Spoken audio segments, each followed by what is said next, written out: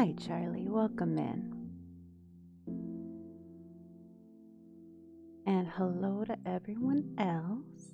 Good evening, or morning, or afternoon, whenever you find yourself coming upon this VOD.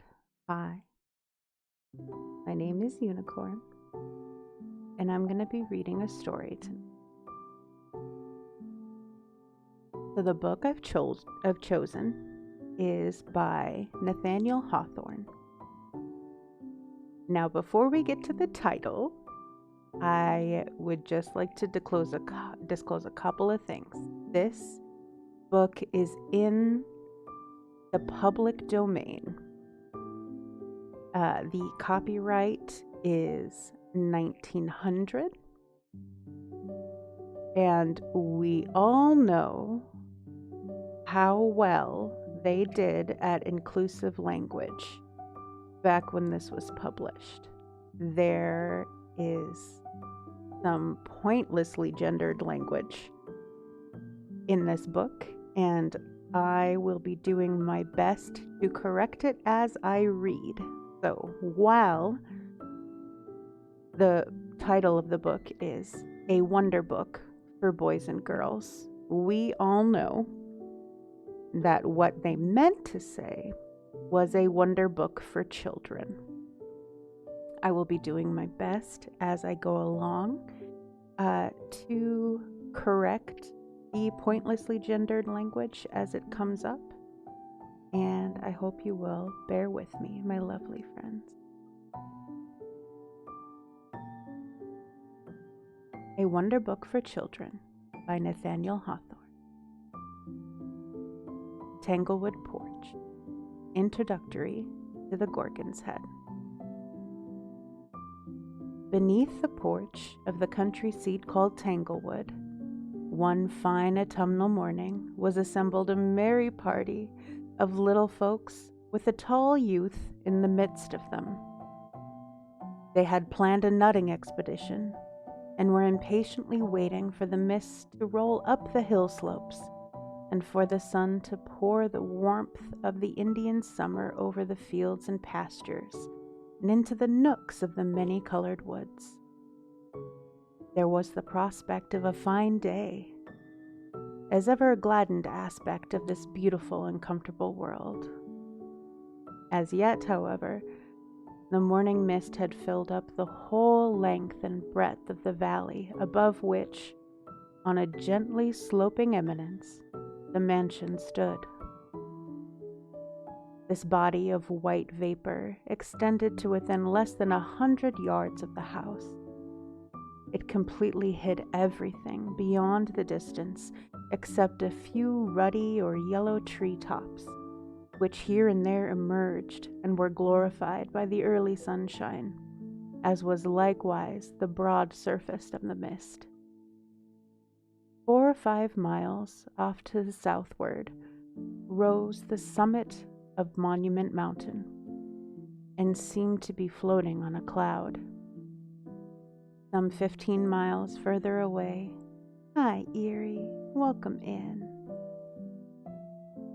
Some 15 miles further away, in the same direction, appeared the loftier dome of Taconic, looking blue and indistinct and hardly so substantial as the vapory sea that almost rolled over it.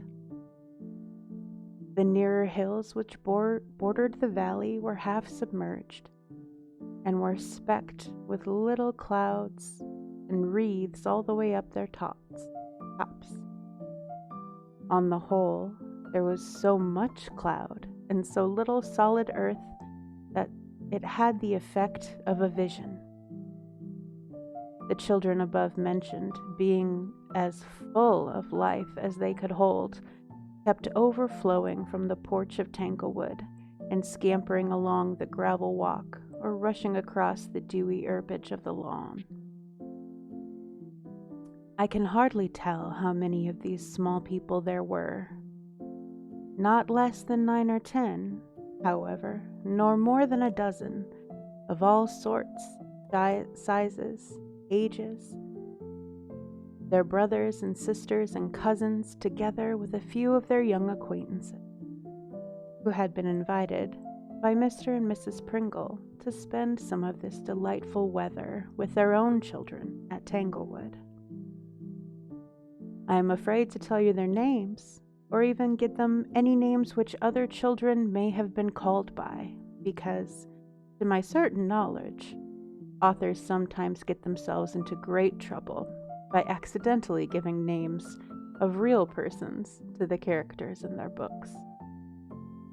For this reason, I mean to call them Primrose, Periwinkle, Wheat Fern, Dandelion, Blue Eye, Clover, Huckleberry, Cowslip, Squash Blossom, Milkweed, Plantain, and Buttercup. Although, to be sure, such titles might better suit a group of fairies than a company of earthly children.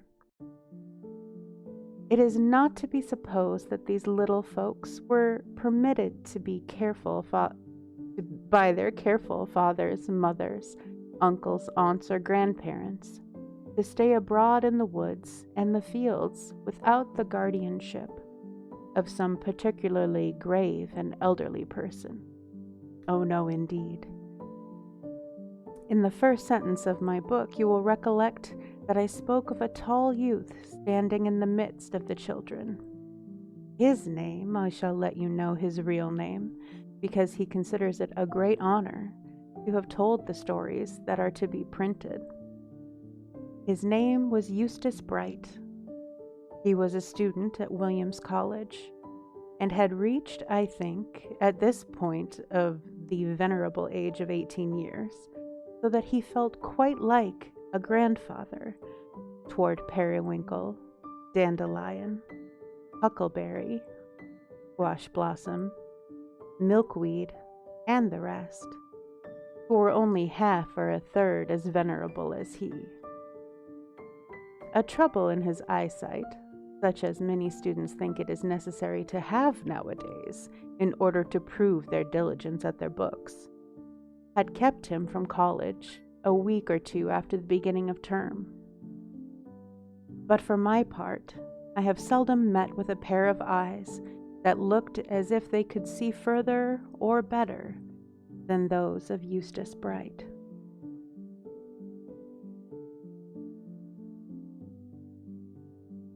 This learned student was slender and rather pale, as all Yankee students are, but yet of a healthy aspect, and as light and active as if he had wings in his shoes. By the by, being much addicted to wading through streamlets and across meadows, he had put on cowhide boots for the expedition. He wore a linen blouse, a cloth cap, and a pair of green spectacles, which he had assumed, probably, less for the preservation of his eyes than for the dignity that they imparted on his countenance. In either case, however, he may as well have let them alone, for Huckleberry, a mischievous little elf, crept behind Eustace as he sat on the steps of the porch, snatched the spectacles from his nose, and clapped them on her own. And as the student forgot to take them back, they fell off into the grass and lay there until next spring.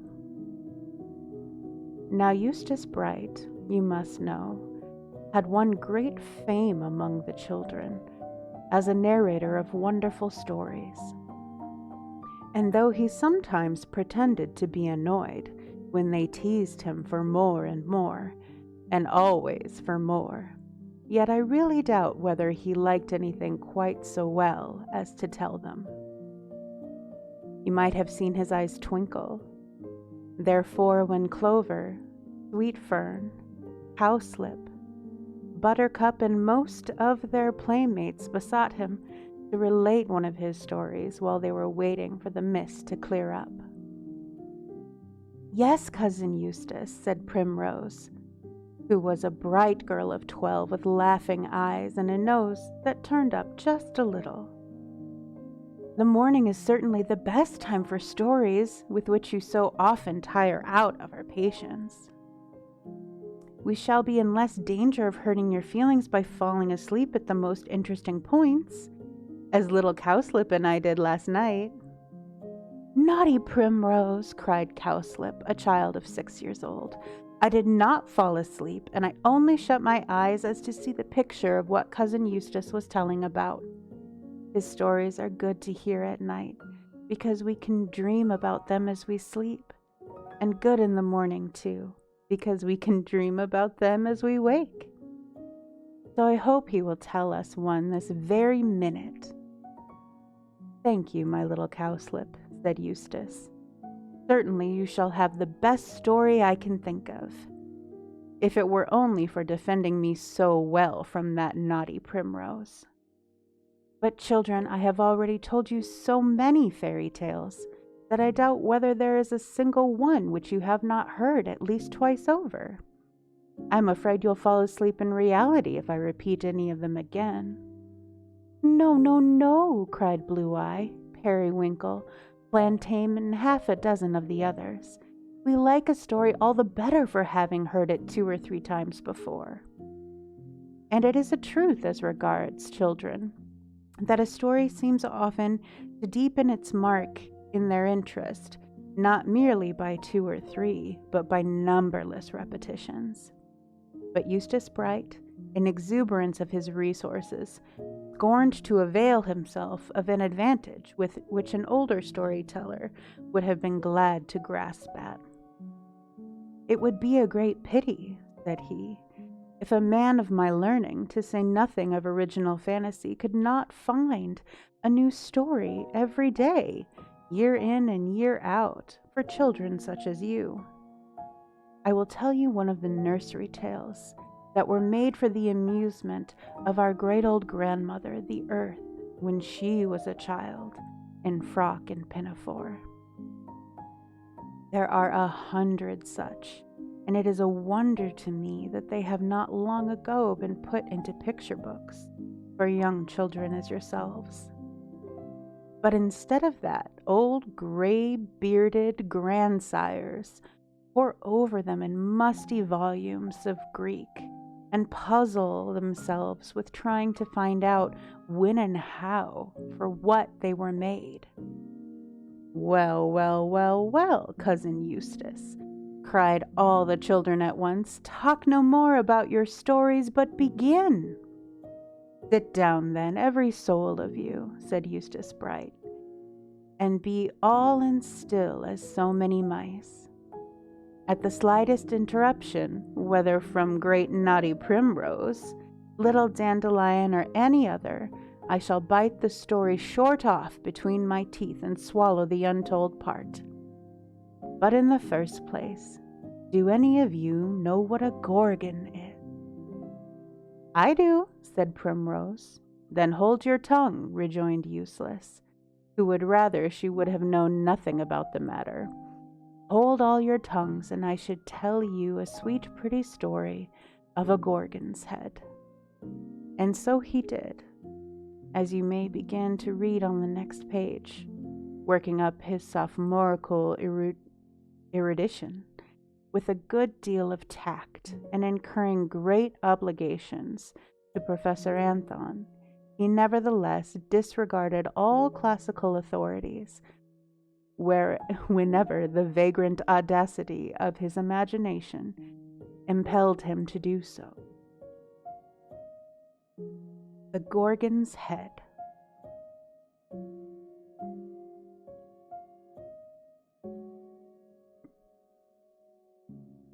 Perseus was the son of Danae, who was the daughter of a king. And when Perseus was a very little boy, some wicked people put his mother and himself into a chest and set them afloat upon the sea.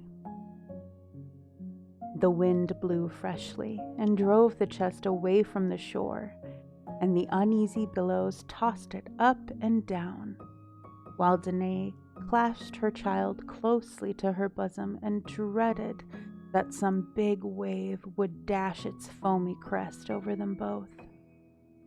The chest sailed on, however, and neither sank nor was upset, until, when night was coming, it floated so near an island that it got entangled in a fisherman's nets and was drawn out high and dry upon the land. The island was called Seriphus, and it was reigned over by King Polydectes, who happened to be the fisherman's brother. This fisherman, I'm glad to tell you, was an exceedingly humane and upright man. He showed great kindness to Danae and her little boy, and continued to befriend them until Perseus had grown to be a handsome youth, very strong and active and skillful in the use of arms. Long before this time, King Polydectes had seen the two strangers, the mother and her child, who had come to his dominions in a floating chest. As he was not good and kind like his brother the fisherman, but extremely wicked, he resolved to send Perseus on a dangerous enterprise in which he would probably be killed, and then to do some great mischief to Danae himself. So this bad-hearted king spent a long while in considering what was the most dangerous thing that a young man could possibly undertake to perform. At last, having hit upon the enterprise that promised to turn out as fatally as he desired, he sent for young Perseus. The youth came to the palace and found the king sitting upon the throne. "Perseus," said King Polydectes, smiling craftily upon him, "you are grown up a fine young man. You and your mother have received a great deal of kindness from myself, as well as from my worthy brother, the fisherman, and I suppose you would not be sorry to repay some of it." "Please, your majesty," answered Perseus, "I would willingly risk my life to do so." "Well, then," continued the king, still with a cunning smile on his lips, "I have a little adventure to propose to you, and as you are a brave and enterprising youth, you will doubtless look upon it as a great piece of good luck to have so rare an opportunity of distinguishing yourself. You must know, my good Perseus, I think of getting married to the beautiful Princess Hippodamia, and it is customary on these occasions to make the bride a present of some far-fetched and elegant curiosity. I have been a little perplexed, I must honestly confess, where to obtain anything likely to please a princess of her exquisite taste. But this morning I flatter myself I have thought of precisely the article." "And can I assist your majesty in obtaining it?" Perseus cried eagerly. "You can, if you are as brave a youth as I believe you to be," replied King Polydectes, with the utmost graciousness of manner. "The bridal gift which I have set my heart upon presenting to beautiful Hippodamia is the head of the Gorgon Medusa, with the snaky locks, and I depend on you, dear Perseus, to bring it to me. So as I am anxious to settle affairs with my princess, the sooner you go in the quest of the Gorgon, the better I shall be pleased." "I will set out tomorrow morning," answered Perseus. "Pray do so, my gallant youth," rejoined the king. "And Perseus, in cutting off the Gorgon's head, be careful to make a clean stroke as to not injure its appearance. You must bring it home in the very best condition in order to suit the exquisite taste of the beautiful Hippodamia." Perseus left the palace, but was scarcely out of hearing before Polydectes burst into a laugh, being greatly amused, wicked king that he was, to find how readily the young man had fell into the snare. The news quickly spread abroad that Perseus had undertaken to cut off the head of Medusa with the snaky locks. Everybody was rejoiced, for most of the inhabitants of the island were as wicked as the king himself, and would have liked nothing better than to see some enormous mischief happen to Danae and her son. The only good man in this unfortunate island of Zephyrus appears to have been the fisherman. As Perseus walked along, therefore, the people pointed after him and made mouths and winked at one another and ridiculed him as loudly as they dared. "Ho, ho!" cried they. "Medusa's snakes will sting him soundly." Now there were 3 Gorgons alive at that period, and they were the most strange and terrible monsters that had ever been seen since the world was made, or that have ever been seen in after days, or that are likely to be seen in all time to come.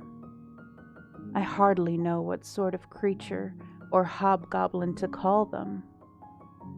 They were 3 sisters, and seemed to have been born some distant resemblance to women, but were really a very frightful and mischievous species of dragon.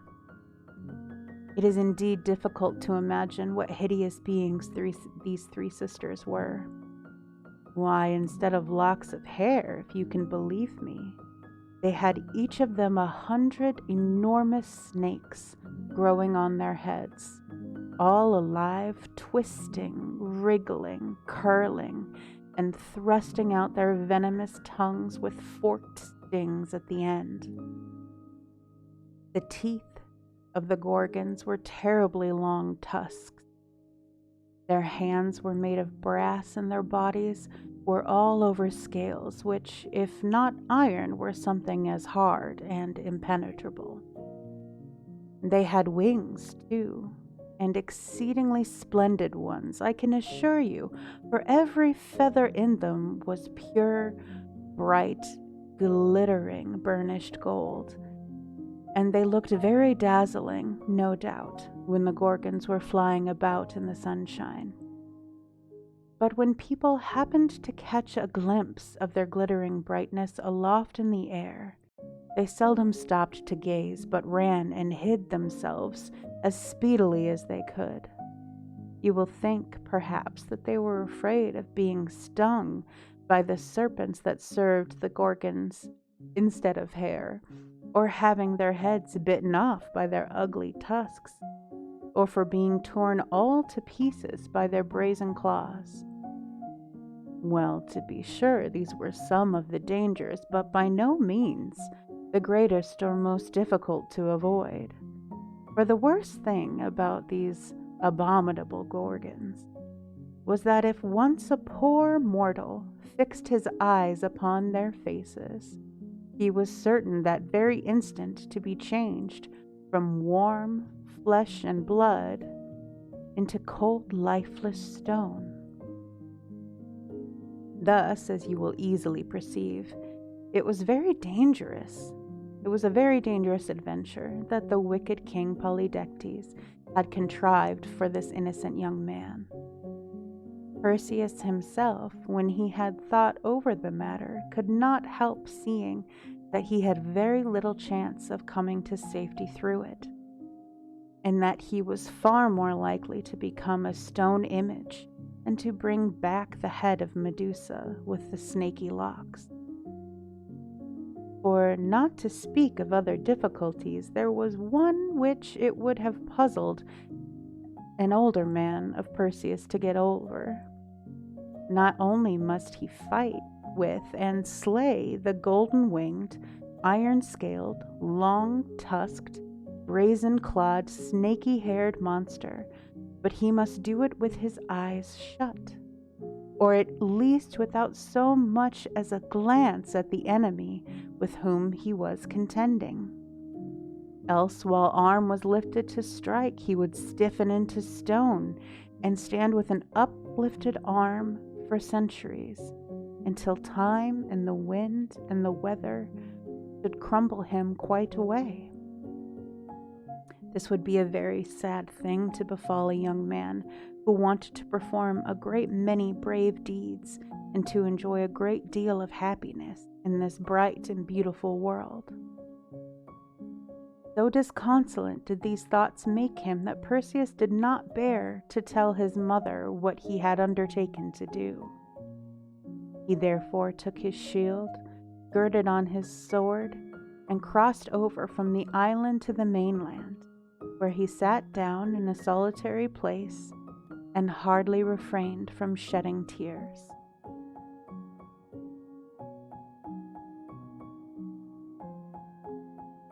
But while he was in this sorrowful mood, he heard a voice close beside him. "Perseus," said the voice, "why are you sad?" He lifted his head from his hands, in which he had hidden it, and behold, all alone was Perseus, as supposed himself to be. There was a stranger in the solitary place. It was a brisk, intelligent, remarkably shrewd-looking young man, with a cloak over his shoulders, an odd sort of cap on his head, and a strangely twisted staff in his hand, and a short, very crooked sword hanging from his side.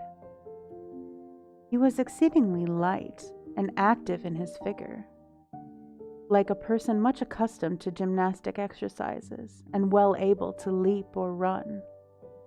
Above all, the stranger had such a cheerful, knowing, and helpful aspect, though it was certainly a little mischievous to the bargain, that Perseus could not help feeling his spirits grow livelier as he gazed at him. Beside being really a courageous youth, he felt greatly ashamed that anybody should have found him with tears in his eyes, like a timid little school child, when, after all, there might be no occasion for despair. So Perseus wiped his eyes and answered the stranger pretty briskly, putting on as brave a look as he could. "I am not very sad," he said, "only thoughtful about an adventure that I will have undertaken." "Oh," said the stranger, "well, tell me about it, and possibly I may be of service to you. I have helped a good many young men through adventures that looked difficult enough beforehand. Perhaps you may have heard of me. I have more than one name, but the names of Quicksilver suits me as well as any other. Tell me about your trouble, and we will talk the matter over and see what can be done." The stranger's words and manner put Perseus into quite a different mood from his former one. He resolved to tell Quicksilver all of his difficulties, since he could not easily be worse off than he already was, and very possibly his new friend might give him some advice that would turn out well in the end. So he let the stranger know, in few words, precisely what the case was. How that King Polydectes wanted the head of Medusa, with the snaky locks, as a bridal gift for the beautiful Princess Hippodamia, and how he had undertaken to get it from him, but was afraid of being turned into stone. "And that would be a great pity," said Quicksilver with a mischievous smile. "You would make a very handsome marble statue, it is true, and it would be a considerable number of centuries before you crumbled away, but on the whole, one would rather be a young man for a few years than a stone image for a great many." "Oh, far rather!" exclaimed Perseus, with tears again standing in his eyes. "And besides, what would my dear mother do if her beloved son were turned into stone?" "Well, well, let us hope that the affair will not turn out so very badly," replied Quicksilver in an encouraging tone. "I am the very person to help you, if anybody can. My sister and myself will do our utmost to bring you safe through the adventure, ugly as it now looks."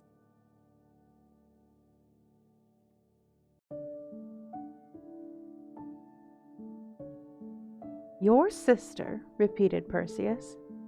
"Yes, my sister," said the stranger. "She is very wise, I promise you. And as for myself, I generally have all my wits about me, such as they are. If you show yourself bold and cautious and follow your advice, you need not fear being a stone image yet awhile. But first of all, you must polish your shield till you can see your face in it, as distinctly as in a mirror." This seemed to Perseus rather an odd beginning of the adventure, for he thought it far more consequence that the shield should be strong enough to defend him against the Gorgon's brazen claws than it should be bright enough to show him the reflection of his face. However, concluding that Quicksilver knew better than himself, he immediately set to work and scrubbed the shield with so much diligence and goodwill it very quickly shone, like that moon at harvest time. Quicksilver looked at it and with a smile nodded his approbation. Then taking off his own short crooked sword, he girded it about Perseus, instead of the one that he had worn before. "No sword but mine will answer your purpose," observed he. "The blade has the most excellent temper, and will cut through iron and brass as easily as though through the slenderest twig. And now we will set out. The next thing is to find the 3 gray women, who will tell us where to find the nymphs." "The 3 gray women?" cried Perseus, to whom this seemed only a new difficulty in the path of his adventure. "Pray, whom may the 3 gray women be? I've never heard of them before." "They are 3 very strange old ladies," said Quicksilver, laughing. "They have but one eye among them, and only one tooth. Moreover, you must find them out by starlight, or in the dusk of the evening, for they never show themselves by the light of either the sun or moon." "But," said Perseus, "why should I waste my time with these gray women? Would it not be better to set out at once in search of the terrible Gorgons?" "No, no," answered his friend. "There are other things to be done before you can find your way to the Gorgons. There is nothing for it but to hunt up these old ladies. When we meet them, you may be sure that the Gorgons are not a great way off. Come, let us be stirring." Perseus by this time felt so much confidence in his companion's sagacity that he made no more objections, and professed himself ready to begin the adventure immediately. They accordingly set out and walked at a pretty brisk pace, so brisk indeed that Perseus found it rather difficult to keep up with his nimble friend Quicksilver. To say the truth, he had a singular idea that Quicksilver was furnished with a pair of winged shoes, which of course helped him along marvelously. And then, too, when Perseus looked sideways at him out of the corner of his eye, he seemed to see wings on the sides of his head, although if he turned a full gaze, there were no such things to be perceived, but only an odd kind of cap. But at all events, the twisted staff was evidently a great convenience to Quicksilver, and enabled him to proceed so fast that Perseus, though a remarkably active young man, began to be out of breath. "Here," cried Quicksilver at last, for he knew well enough, rogue that he was, how hard Perseus found it to keep pace with him. "Take you the staff, for you need it a great deal more than I. Are there no better walkers than yourself in the island of Seriphus?" "I could walk pretty well," said Perseus, glancing slyly at his companion's feet, "if I had only a pair of winged shoes." "We must see about getting you a pair," answered Quicksilver. But the staff helped Perseus along so bravely that he no longer felt the slightest weariness. In fact, the stick seemed to be alive in his hand, and to lend some of its life to Perseus.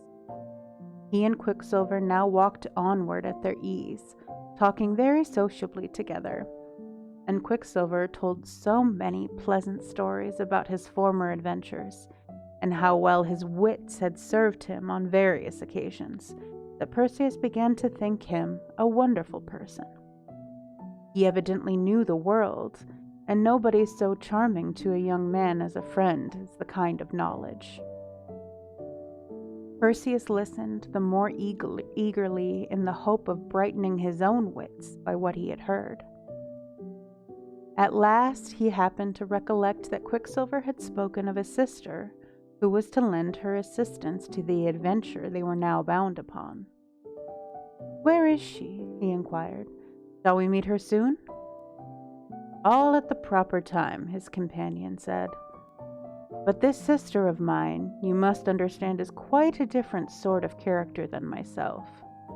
She is very grave and prudent, seldom smiles, never laughs, and makes it a rule not to utter a word unless something particularly profound is to be said. Neither will she listen to anything but the wisest conversation." Dear me, I am not going to say the word that they have for said here because it's too much. "Dear me," said Perseus, "I shall be afraid to say a syllable."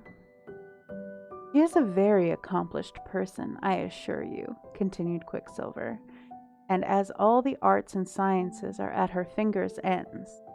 In short, she is so immoderately wise that many people call her wisdom personified. But to tell you the truth, she is hardly vivacity enough for my taste, and I think you will scarcely find her a pleasant traveling companion as myself. She has her good points nevertheless, and you will find the benefit in them when your encounter with the Gorgons." By this time it had grown quite dusk. They were now come to a very wild and deserted place, overgrown with shaggy bushes, and so silent and solitary that nobody seemed ever to have dwelt or journeyed there. All was waste and desolate in the gray twilight, which grew every moment more obscure. Perseus looked about him rather disconsolately, and asked Quicksilver whether they had a great deal further to go. "Hist, hist," whispered his companion. "Make no noise. Please meet the gray women. Be careful they do not see you before you see them. For though they have but a single eye among the three, it is sharp-sighted as half a dozen common eyes." "But what must I do," asked Perseus, "when we meet them?" Quicksilver explained to Perseus how the three gray women managed with their one eye. They were in the habit, it seems, of changing it from one to another, as if it had been a pair of spectacles, or, which would have suited them better, a quizzing glass. When one of the three had kept the eye a certain time, she took it out of the socket and passed it to one of her sisters, whose turn it might happen to be, and who immediately clapped it into her own head and enjoyed a peep at the visible world. Thus it will be easily understood that only one of the three gray women could see, while the other two were in utter darkness, and moreover, at the instant when the eye was passing from hand to hand, neither of the poor old ladies was able to see a wink. I have heard of a great many strange things in my day, and have witnessed not a few, but none, it seems to me, that can compare with the oddity of these three gray women, all peeping through a single eye. So thought Perseus likewise, and was so astonished that he almost fancied his companion was joking with him, and that there were no such old women in the world. "You will soon find whether I tell the truth or no," observed Quicksilver. "Hark! Hush! Hist! There they come now." Perseus looked earnestly through the dusk of the evening, and there, sure enough, at no great distance off, he descried the 3 gray women. The light being so faint, he could not well make out what sort of figures they were. Only he discovered that they had long gray hair, and as they came nearer, he saw that 2 of them had but the empty socket of an eye in the middle of their forehead. But in the middle of the 3rd sister's forehead, there was a very large, bright and piercing eye, which sparkled like a great diamond in a ring. And so penetrating did it seem to be that Perseus could not help thinking it might possess the gift of seeing in the darkest midnight just as perfectly as at noonday. The sight of the 3 persons' eyes was melted and collected into that single one. Thus the 3 old dames got along about as comfortably upon the whole as if they could all see at once. She who chanced to have the eye in her forehead led the other 2 by the hands, peeping sharply all around her, while, insomuch that Perseus dreaded lest she should see right through the thick clump of bushes behind which he and Quicksilver had hidden themselves. My stars, it was positively terrible to be within the reach of so very sharp an eye. But before they reached the clump of bushes, one of the 3 gray women spoke. Sister Scarecrow," cried she, "you have had the eye long enough. It is my turn now." "Let me keep it a moment longer, Sister Nightmare," answered Scarecrow. "I thought I had a glimpse of something behind that thick bush." "Well, what of it?" retorted Nightmare peevishly. "Can't I see into a thick bush as easily as yourself? The eye is mine as well as yours. I know the use of it as well as you, or maybe a little better. I insist on taking a peep immediately." But here the 3rd sister, whose name was Shakejoint, began to complain, and said that it was her turn to have the eye, and that Scarecrow and Nightmare wanted to keep it all to themselves. To end the dispute, old Dame Scarecrow took the eye out of her forehead and held it forth in her hand. "Take it, one of you," she cried, "and quit this foolish quarreling. For my part, I shall be glad of a little thick darkness. Take it quickly, however, I must clap it into my old head again."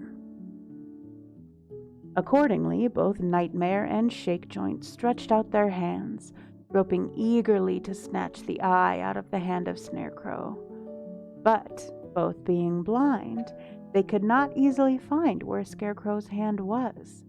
And Scarecrow, being now just as much in the dark as Shakejoint and Nightmare, could not at once meet either of their hands in order to put the eye into it. Thus, as you will see with half an eye, my wise little auditors, these good old dames had fallen into a strange perplexity. For though the eye shone and glistened like a star as Scarecrow held it out, yet the gray woman could not the least glimpse of its light, as all 3 were in utter darkness, from too impatient a desire to see. Quicksilver was so much tickled at beholding Shakejoint and Nightmare both groping for the eye, and each finding fault with Scarecrow and with one another, he could scarcely help laughing aloud. "Now is your time," he whispered to Perseus. "Quick, quick! Before they clap the eye into either of their heads, rush out upon the old ladies and snatch it from Scarecrow's hand." In an instant, while the three gray women were still scolding each other, Perseus leapt from behind the clump of bushes and made himself a master of the prize. The marvelous eye, as he held it in his hand, shone very bright and seemed to look up into his face with a knowing air, and an expression as if it would have winked if it had been provided with a pair of eyelids for that purpose. But the gray women knew nothing of what had happened. Each supposing that the other sister was in possession of the eye, they began to quarrel anew. At last, as Perseus did not wish to put these respectable dames into greater inconvenience than was really necessary, he thought it right to explain the matter.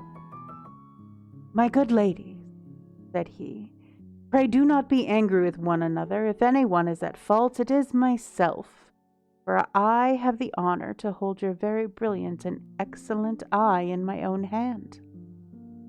You have our eye? And who are you?" screamed all three gray women in a single breath. For they were terribly frightened, of course, at hearing a strange voice and discovering their eyesight had gotten into the hands of they could not guess whom. "Oh, what shall we do, sisters? What shall we do? We're all in the dark. Give us our eye. Give us our one precious solitary eye.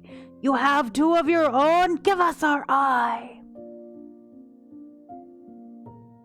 "Tell them," whispered Quicksilver to Perseus, "that they shall have the eye back as soon as they direct you where to find the nymphs, who have the flying slippers, the magic wallet, and the helmet of darkness." "My dear, good, admirable old ladies," said Perseus, addressing the gray women, "there is no occasion for putting yourselves into such a fright. I am by no means a bad young man. You shall have your eye safe and sound, as bright as ever, the moment you tell me where to find the nymphs." "The nymphs! Goodness me, sisters, what does nymphs mean?" screamed Scarecrow. "There are a great many nymphs, people say. Some that go a-hunting in the woods, and some that live inside the trees, and some that have a comfortable home in fountains of water. We know nothing about all of them. We are three unfortunate souls that go wandering about in the dusk, and never had but one eye among us, and that one you have stolen away. Oh, give it back, good stranger, whoever you are, give it back." All this while the three gray women were groping with their outstretched hands and trying their utmost to get a hold of Perseus, but he took good care keeping out of their reach. "My respectable dames," said he, for his mother had taught him to always use the greatest civility, "I hold your eye fast in my hand and shall keep it safely for you until you please tell me where to find the nymphs. The nymphs, I mean, who keep the enchanted wallet, the flying slippers, and what is it? The helmet of invisibility." "Mercy on us, sisters, what is the young man talking about?" exclaimed Scarecrow, Nightmare, and Shakejoint, one to another with the greatest appearance of astonishment. "A pair of flying slippers," quoth he. "His heels would quickly fly higher than his head if he were silly enough to put them on. And a helmet of invisibility? How could a helmet make him invisible unless it were big enough for him to hide under it? And an enchanted wallet? What sort of contrivance may that be, I wonder? No, no, good stranger, we can tell you nothing of these marvelous things. You have two eyes of your own, but we find a single one among us three. You can find out such wonders better than three blind old creatures like us." Perseus, hearing them talking in this way, began really to think that the gray old women knew nothing of the matter, and as it grieved him to have put them through so much trouble, He was just at the point of restoring their eye and asking pardon for his rudeness in snatching it away. But Quicksilver caught his hand. "Don't let them make a fool of you," said he. "These 3 gray women are the only persons in the world that can tell you where to find the nymphs, and unless you get that information, you will never succeed in cutting off the head of Medusa with the snaky locks. Keep fast hold of the eye, and all will go well." As it turned out, Quicksilver was in the right. There are but few things that people prize so much they do as their eyesight, and the gray women valued their single eye as highly as if it had been 6, which was the number they ought to have had. Finding that there was no other way of recovering it, they at last told Perseus what he wanted to know. No sooner that had they done so that he immediately, and with the utmost respect, clapped the eye into the vacant socket of one of their foreheads and thanked them for their kindness and bade them farewell.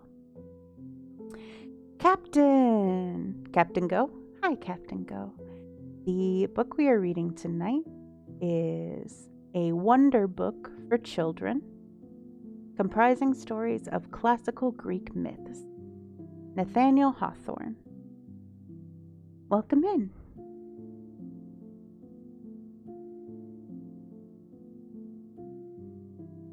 Before the young man was out of hearing, however, they had got into a new dispute because he had happened to give the eye to Scarecrow, who had already taken her turn of it, and when their trouble with Perseus had commenced.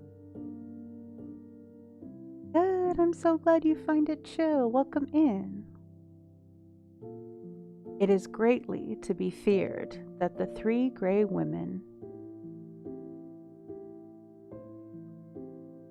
This is my first time. This is the inaugural Storytime stream, but yes, there will be more because I am having a great time. So yeah, you're welcome back anytime. They'll probably be right around this time in the evening. It's evening for me, so they'll probably be right around this time.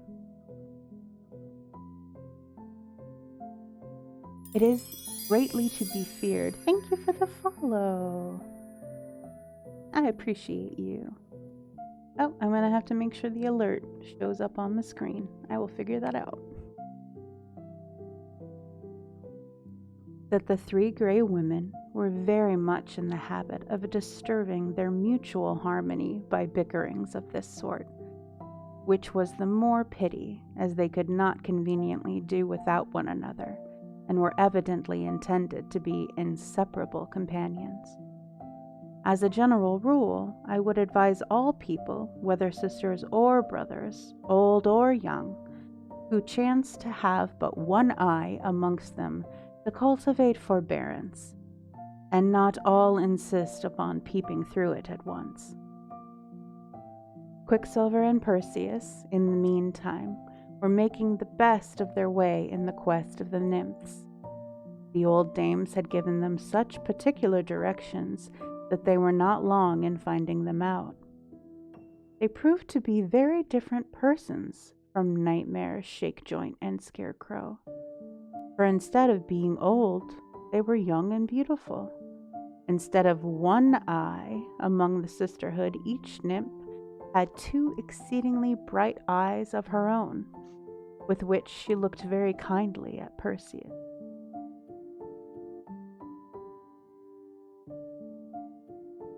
They seemed to be acquainted with Quicksilver, and when he told them the adventure which Perseus had undertaken, they made no difficulty about giving him the valuable articles that were in their custody. In the first place, they brought out what appeared to be a small purse made of deerskin and curiously embroidered, and bade him to be sure to keep it safe. This was the magic wallet. The nymphs next produced a pair of shoes or slippers or sandals, with a nice little pair of wings at the heel of each. "Put them on, Perseus," said Quicksilver. "You will find yourself as light-heeled as you can desire for the remainder of our journey." So Perseus proceeded to put one of the slippers on, while he laid the other on the ground at its side.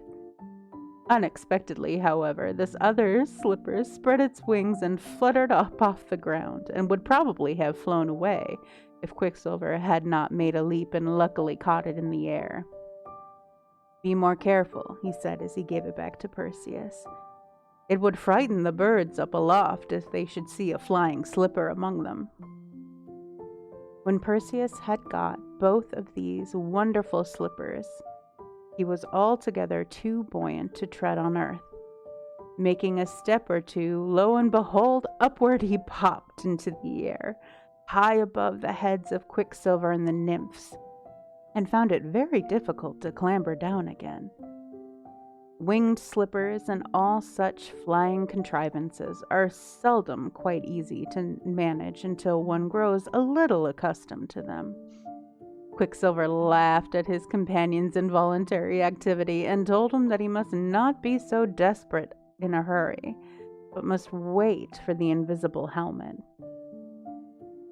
The good-natured nymphs had the helmet with its dark tuft of waiting plumes all in readiness to put upon his head. And now there happened about as wonderful an incident as anything I have yet told you. The instant before the helmet was put on, there stood Perseus, a beautiful young man with golden ringlets and rosy cheeks, a crooked sword by his side, lightly polished shield upon his arm.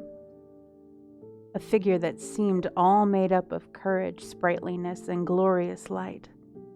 But when the helmet descended over his head, there was no longer any Perseus to be seen.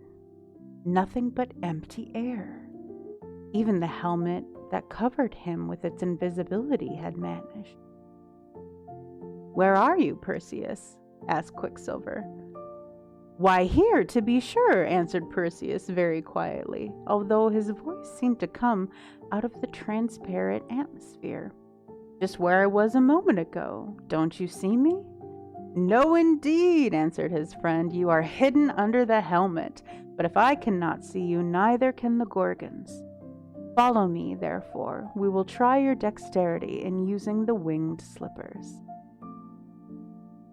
With these words, Quicksilver's cap spread its wings, as if his head were about to fly away from his shoulders, but his whole figure rose lightly into the air, and Perseus followed.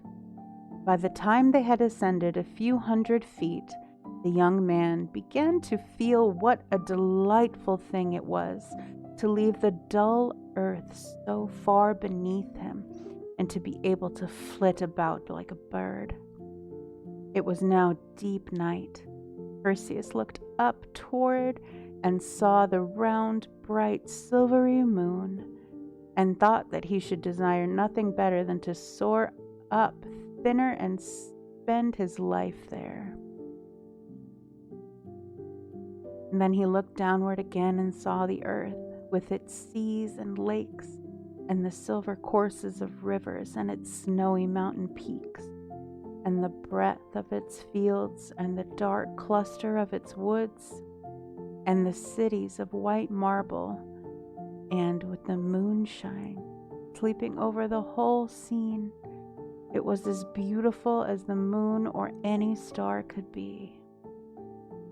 And among other objects, he saw the island of Seriphus, where his dear mother was. Sometimes he and Quicksilver approached a cloud that at a distance looked as if it was made of fleecy silver, although when they plunged into it, they found themselves chilled and moistened with gray mist. So swift was their flight, however, that in an instant they emerged from the cloud into the moonlight again.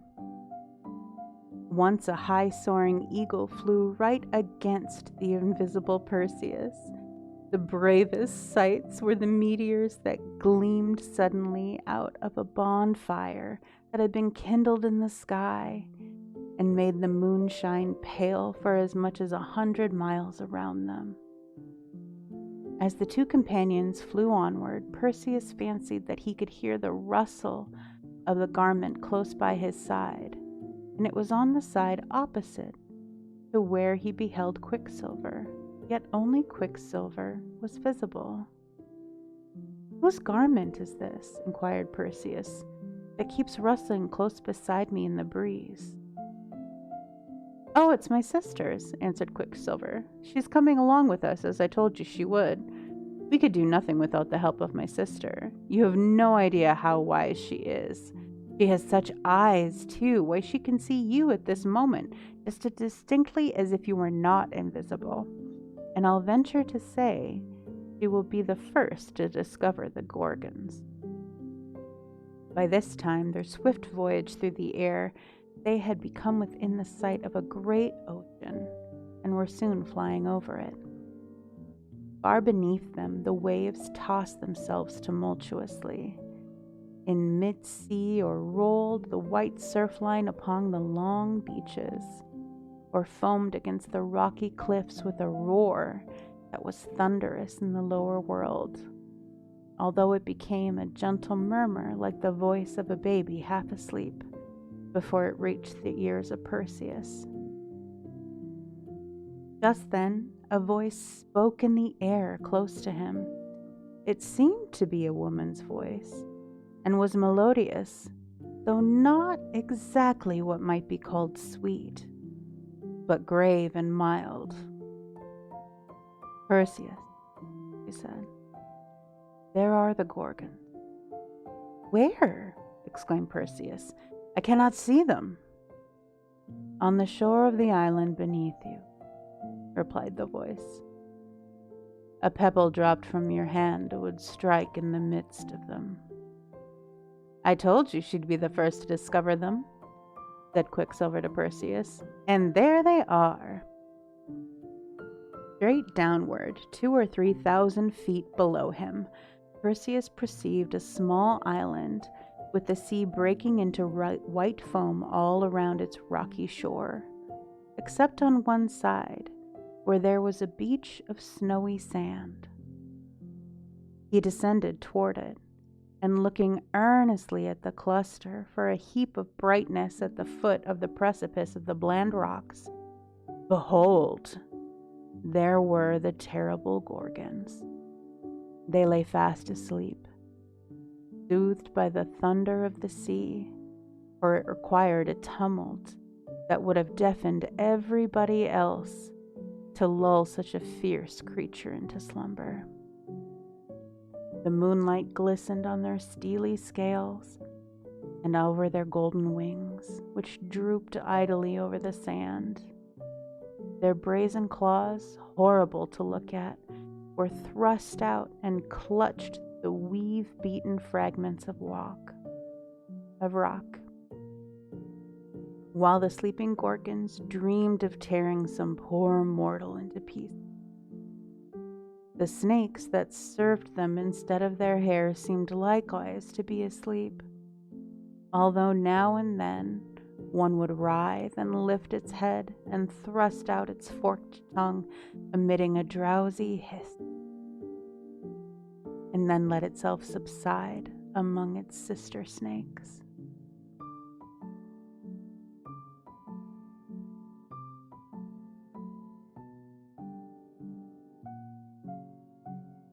Pardon the water break. Probably go for another 10 minutes. My voice is getting a little dry. The Gorgons were more like an awful, gigantic kind of insect. Immense golden-winged beetles or dragonflies, or things of that sort. At once ugly and beautiful, then like anything else, only that they were 1,000 and 1,000,000 times as big. And with all this, there was something partly human about them too. Luckily for Perseus, their faces were completely hidden from him by the posture in which they lay. For had he but looked one instant at them, he would have fallen heavily out of the air, an image of senseless stone. "Now," whispered Quicksilver as he hovered by the side of Perseus, "now is your time, do the deed. Be quick, for if one of the Gorgons should wake, you are too late."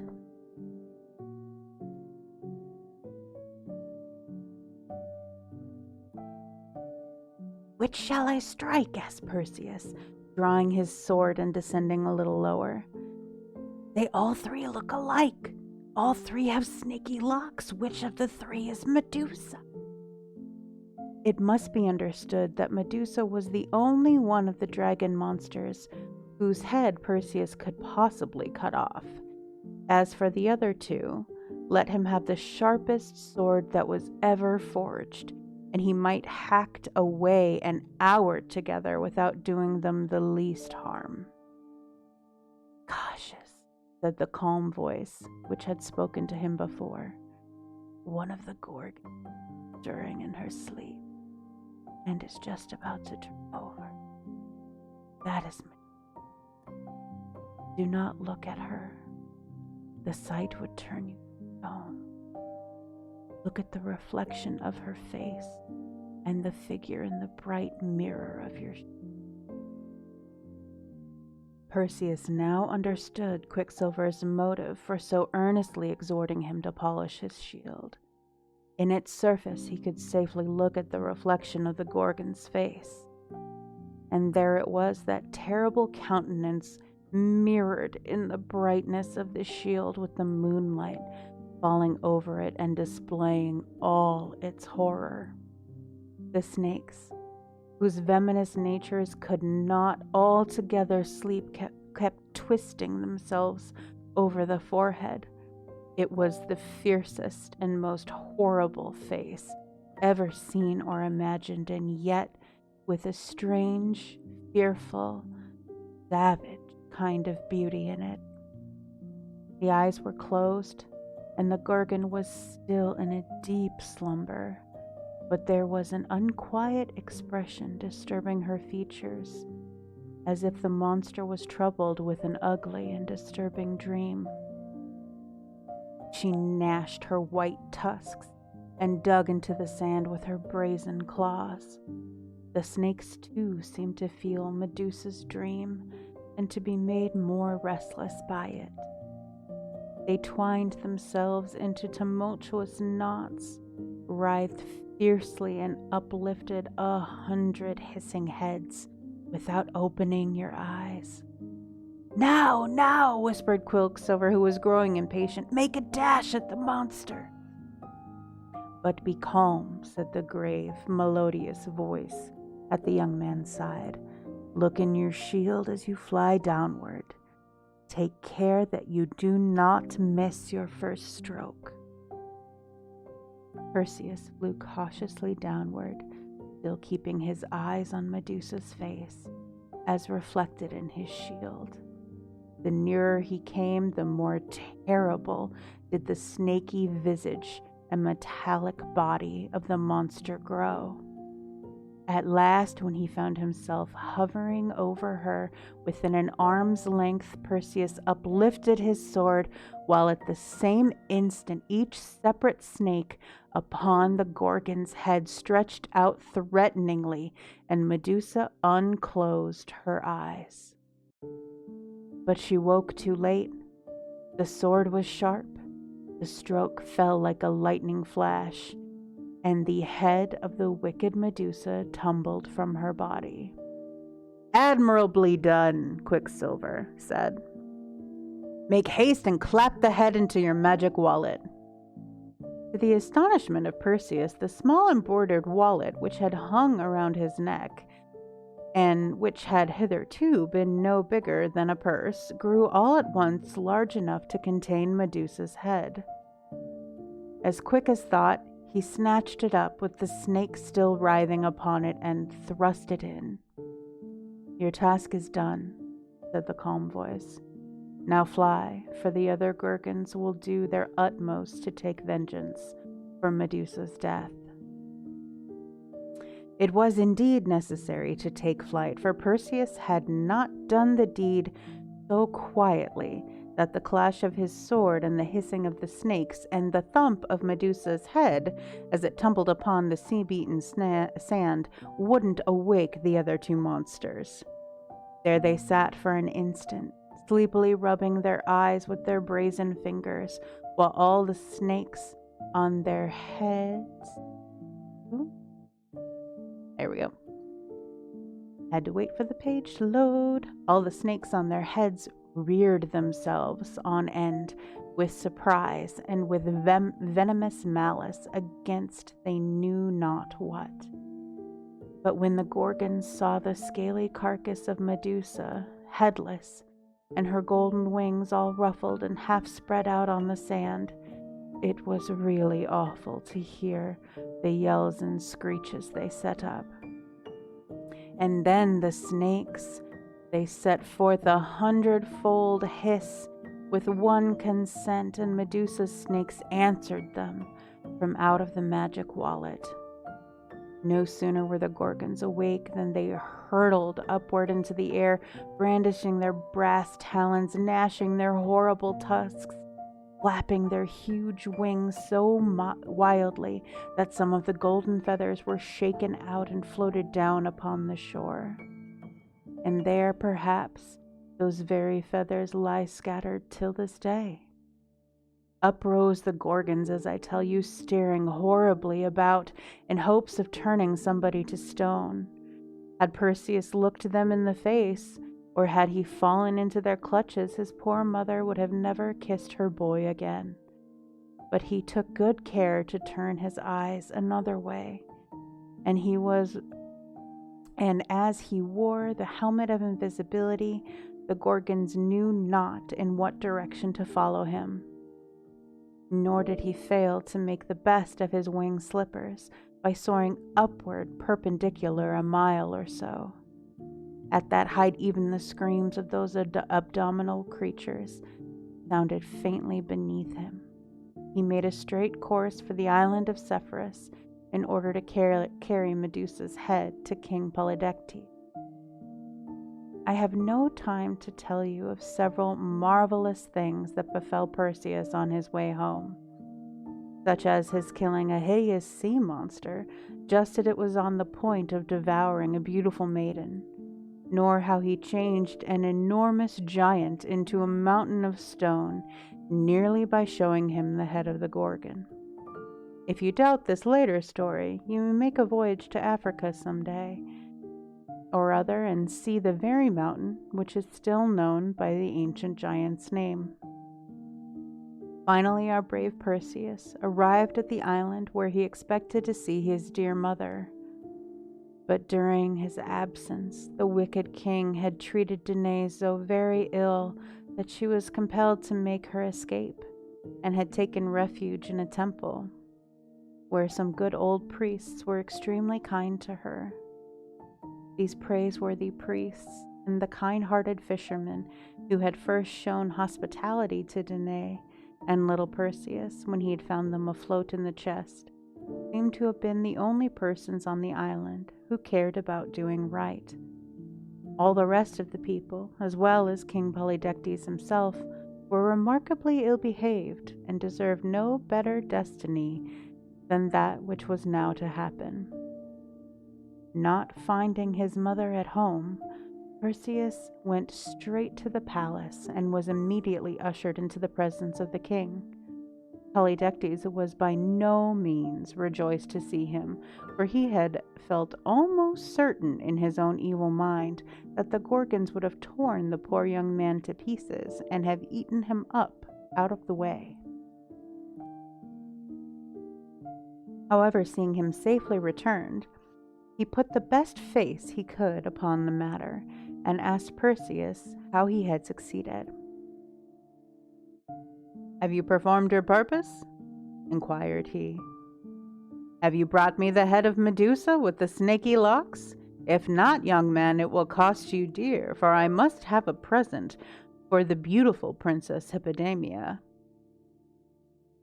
"Hi, Eerie," and there is nothing else that she would admire so much." "Yes, please your majesty," answered Perseus in a quiet way, as if there were no very wonderful deed for such a man as he to perform. "I have brought you the Gorgon's head, snaky locks and all." "Indeed, pray let me see it," quoth King Polydectes. It must be a very curious spectacle if all the travelers tell about it is true." "No worries, baby, lurk away." "Your majesty is in the right," replied Perseus. "It is really an object that will be pretty certain to fix the regards of all who look at it. And if your majesty think fit, I would suggest that a holiday be proclaimed, and that all your majesty's subjects be summoned to hold this wonderful curiosity. Few of them, I imagine, have ever seen a Gorgon's head before, and perhaps never may again." The king well knew that his subjects were an idle set of reprobates and very fond of sightseeing, as idle persons usually are. So he took the young man's advice and sent out heralds and messengers into all directions to blow the trumpet at the street corners and the marketplaces, wherever two roads met, and summon everybody to court. Thither, accordingly, came a great multitude of good-for-nothing vagabonds, all of whom, out of pure love of mischief, would have been glad if Perseus had met some ill hap in his encounter with the Gorgons. If there were any better people in the island, as I really hope there may have been, although the story tells us nothing about any such, they stayed quietly at home, minding their own business and taking care of their little children. Most of the inhabitants, at all events, ran as fast as they could to the palace and shoved and pushed and elbowed one another into the eagerness to get near the balcony on which Perseus showed himself holding an embroidered wallet in his hand. On a platform within full view of the balcony sat mighty King Polydectes, amid his evil counselors with his flattering courtiers in a semicircle around him. Monarch counselors, courtiers, and the subjects all gazed eagerly towards Perseus. "Show us the head! Show us the head!" shouted the people, and there was a fierceness in their cries if they would tear Perseus to pieces unless he should satisfy them with what he had to show. "Show us the head of Medusa with the snaky locks!" A feeling of sorrow and pity came over the youthful Perseus. "O King Polydectes," cried he, "and ye so many people, I am very loath to show you the Gorgon's head." "Ah, the villain and coward!" yelled the people more fiercely than before. "He is making a game of us. He has no Gorgon's head. Show us the head if you have it, or I'll take your own head for a football." The evil counselors whispered bad advice in the king's ear. The courtiers murmured, with one consent, that Perseus had shown disrespect to the loyal lord and master, and with the great King Polydectes himself raised his hand and ordered him, in a stern, deep voice of authority, on his peril to produce the head. "Show me the Gorgon's head, or I will cut off your own." And Perseus sighed. "This instant," repeated Polydectes, "or you die." "Behold it then," cried Perseus, in a voice like the blast of a trumpet. And suddenly, holding up the head, not an eyelid had time to wink before the wicked King Polydectes, his evil counselors, and all of his fierce subjects were no longer anything but mere images of a monarch and his people. They were all fixed forever in the look and attitude of the moment. At first glimpse of the terrible head of Medusa, they whitened into marble. And Perseus thrust the head back into his wallet and went to tell his dear mother that she no longer needed to be afraid of the wicked King Polydectes.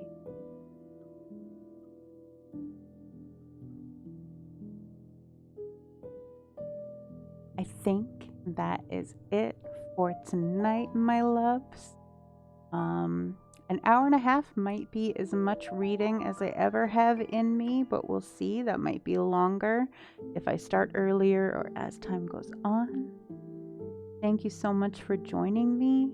I adore you.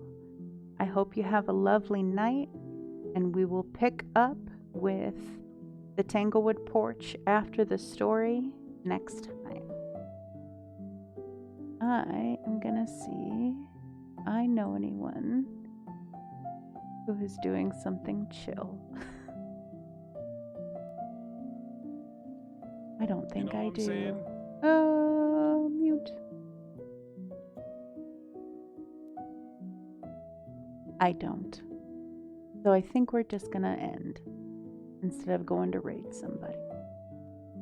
Have a lovely evening.